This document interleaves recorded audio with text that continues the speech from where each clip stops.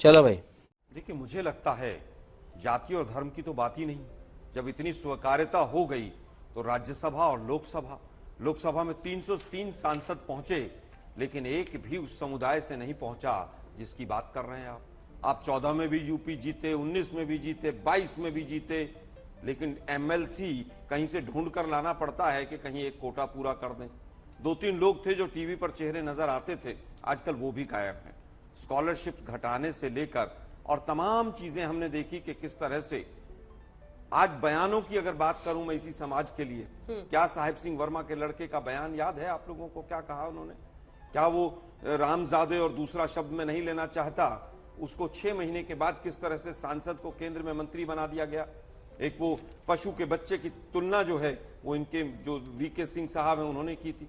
तमाम ऐसे बयान हैं, मोदी साहब के तमाम बयान हैं जिनके बारे में अगर अब बात करने लगेंगे तो सुबह से शाम हो जाएगी। लोगों ने इनको वोट दिया, मुस्लिम समुदाय के लोगों ने भी इनके ऊपर भरोसा जताया, लेकिन आरएसएस और बीजेपी ने कभी भी उस समुदाय के ऊपर भरोसा नहीं जताया। और उसका जीता जागता प्रमाण यह है कि एक मंत्रिमंडल में एक मंत्री नहीं है आपके यहां पर, अगर है तो उसका नाम बताइए। एक सांसद आप संसद में नहीं पहुंचा पाते हैं। अगर इतना भरोसा आपका है उनके ऊपर तो आप उनको टिकट देकर आगे पहुंचाइए ना। एक व्यक्ति थे शहनवाज हुसैन, पिछली बार लोकसभा में उनका भी 2019 में टिकट काट दिया था। क्या ये सच है कि नहीं?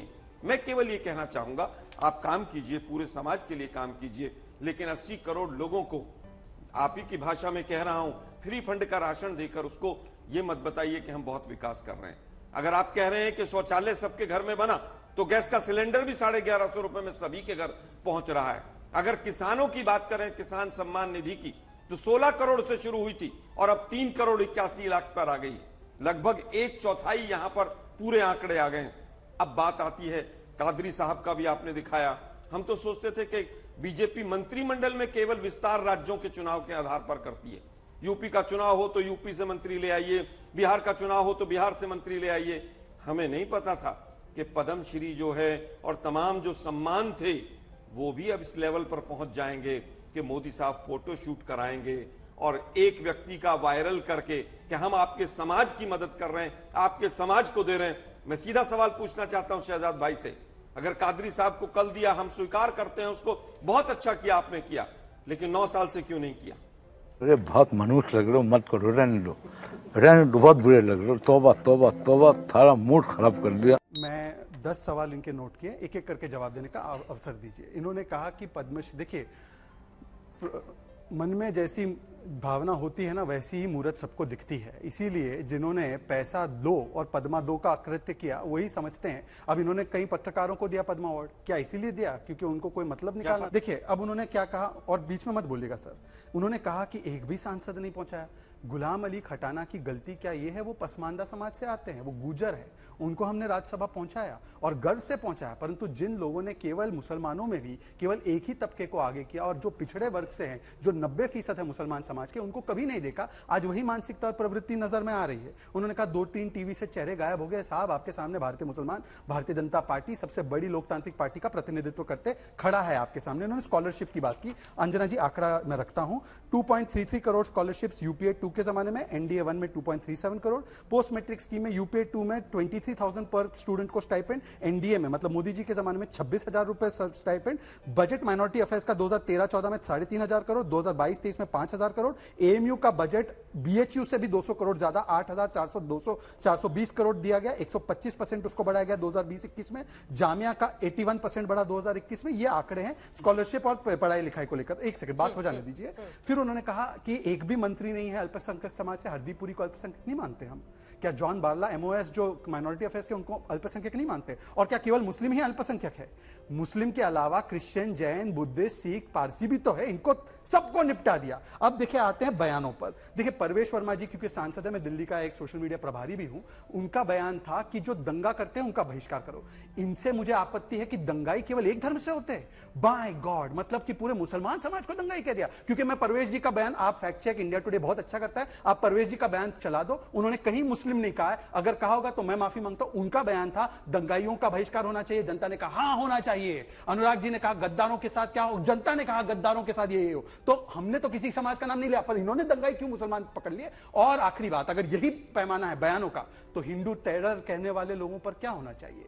हिंदुत्व आईसिस और बोको हराम होता है, ये तो समुदाय विशेष को टारगेट किया गया, उस पर क्या कहना है। और आखिरी बात देखिए, उन्होंने पद्मश्री को लेकर जो गंभीर टिप्पणी की है, इनका क्या कहना है कि कादरी जो बीद्र शिल्प के प्रतिपादक है और बीद्र समाज से और कर्नाटका के समाज से है, क्या ये लोग पैसा लेकर या कोई एक छोटा सा पॉलिटिकल गेन लेकर ये अवार्ड लेते हैं।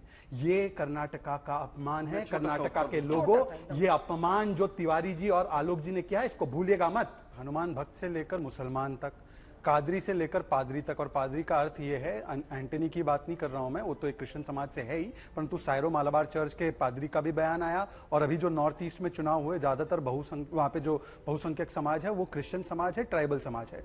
हर जगह कमल क्यों खिल रहा है या कमल को क्यों अपनाया जा रहा है। और कादरी जी की बातों से ही उससे निष्कर्ष निकलता है, 3 निष्कर्ष निकलते हैं। एक कि मुसलमानों का और अल्पसंख्यकों का कांग्रेस और उसके इकोसिस्टम ने केवल यूज एंड थ्रो किया, बहुत कैरेट दिया परंतु काम कुछ नहीं किया।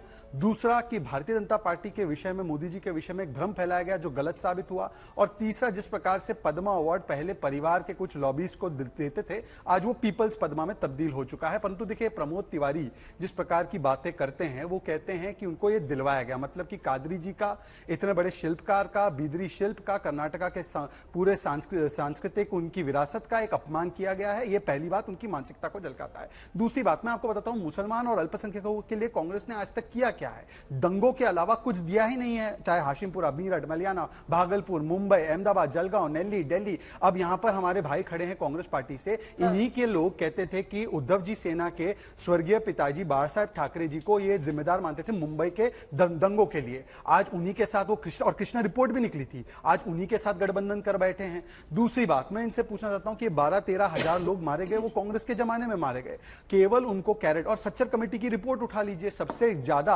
अगर खतरनाक स्थिति में कहीं मुसलमान था तो वो उन्हीं स्टेट्स में था जहां पर सो कॉल्ड सेकुलरिज्म की राजनीति चलती है। और आखिरी बात, आपके सवाल पे आते हुए मैं आपको बताना चाहता हूं, 2014 और 19 का मैं सीएसडीएस और बाकी डेटा लेकर आया हूं।